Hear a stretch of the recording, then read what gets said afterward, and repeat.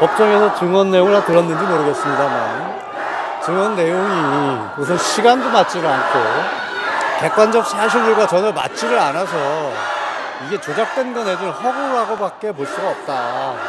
왜냐하면 이진우 사령관의 진술하고 너무 다르다는 겁니다.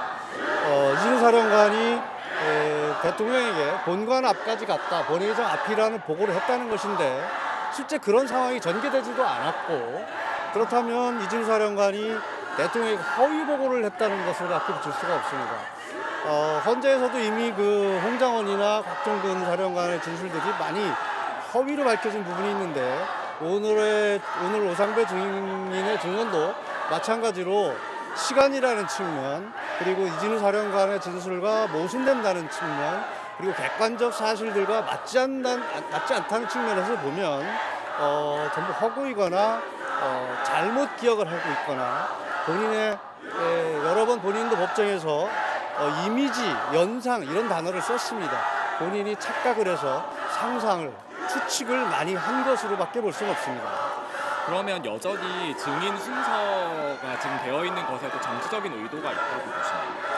정치적인 의도를 떠나서 공판의 효율성, 그리고 통상의 공판이라면 중요 증인부터 증인 신문을 하는 것이 맞고, 그것이 공판의 효율성이나 실질적 진실을 발견해도 맞습니다. 대통령과 직접 관련이 돼 있는 사람들이 이진우, 곽종근, 조지호, 김봉식 청장입니다. 그렇다면 그 사람들로부터 대통령으로부터 어떤 지시를 받았고 무슨 내용의 행위를 하도록 했는지, 대통령이 생각하는 걸 들은 게 무엇인지를 명확히 하면 그 이에 밑에 전달된 내용들이, 아래 이제 계엄 사무를 했던 현장 요원들에게 전달된 내용들이 대통령의 지시사항으로 내려간 것이냐, 아니면 자체 판단으로 내려간 것이냐, 아니면 그것이 지시가 안 갔는데 잘못 오해가 된 것이냐, 이런 게 명확히 될 수가 있습니다. 결국 공판은 중요 증인부터 신문을 함으로써 빨리 실체적 진실을 발견하고 공판도 빨리 진행될 수 있다고 생각을 합니다. 네, 그리고 오늘 입장 퇴정할 때 밝히겠다고 아까 말씀하셨던 것 같은데 전 대통령께서는 법정에서도 오늘 말씀 안 하신 것 같은데 따로 입장이 없으신 걸까요? 무슨 말씀이죠? 그러니까 어쨌든 오늘 처음으로 이렇게 추스 포토라인에 서셨는데 별다른 입장을 안 내놓으셨는데 혹시 그런 이유가 있으신지?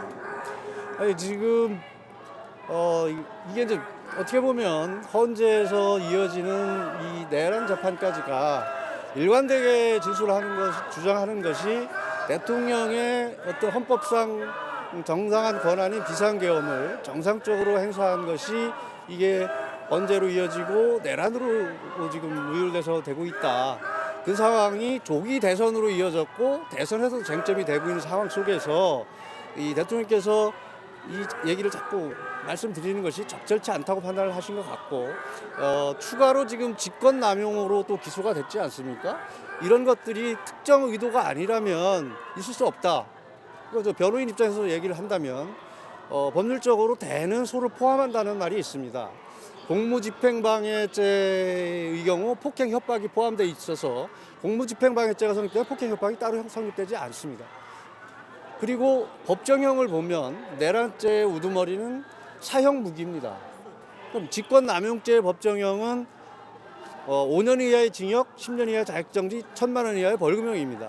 형량에서도 사형 무기에 정말 이 경미한 형량에 해당되는 것이죠. 직권남용이 법리적으로도 되는 수를 포함하는데 추가로 직권남용을 기소한다는 것은 정치적인 이유가 아니면 내란죄 성립에 불안을 느낀 나머지 고육직책으로 내란죄를 추가 기소한 것으로밖에 생각되지 않는다, 이렇게 말씀드릴 수 있을 것 같습니다. 그러면은 향후 이제 오늘 다음 재판에서도 이 직권남용 혐의에 대한 모두 진술이나 이런 절차들이 예정돼 있는데 네. 그때도 그러면 혐의를 여전히 똑같이 부인하는 입장으로 가실 예정이신가요? 혐의를 부인하는 것이 아니라 모두 진술에서 검찰에 이제 모두 진술이 있고 나면 변호인들의 이제 진술이 있을 텐데, 한결된 주장이 처음부터 끝까지 계엄은 계엄이지. 그리고 여러분들께서 다음에 오실 때는 꼭 공소장과 함께 5.18 12.12 이 내란 사건의 판결문, 대법원 판결 한번 보시기 바랍니다. 지금 우리 내란죄로 기소된 공소장이 101쪽 정도 됩니다. 근데 거기에 16쪽까지 전개되는 내용이 뭐냐면 여러 사람이 모여서, 대통령을 비롯한 여러 사람이 모여서 나라가 참 걱정이다. 이대로는 안 되겠다고 나라 걱정하는 게 주된 내용입니다. 그리고 미래 세대에게 제대로 된 나라를 물려줘야 되겠다. 그러기 위해서는 특단의 조치가 필요하다 하는 식의 내용입니다. 결국은 나라가 지금 이 상태로 되면 안 된다. 국헌이 문란하다. 국정이 마비돼 있다. 이런 부분들을 바로 잡아서 제대로 된 나라가 되도록 만들어야 되겠다고 걱정하는 것이 내란 공소장의 101쪽 중에서 16쪽을 차지하고 있다는 겁니다. 그래서 한번 여러분들께서도 공소장을 한번 읽어보시고 이게 정상적인지 한번 판단해 주시기 바라겠습니다.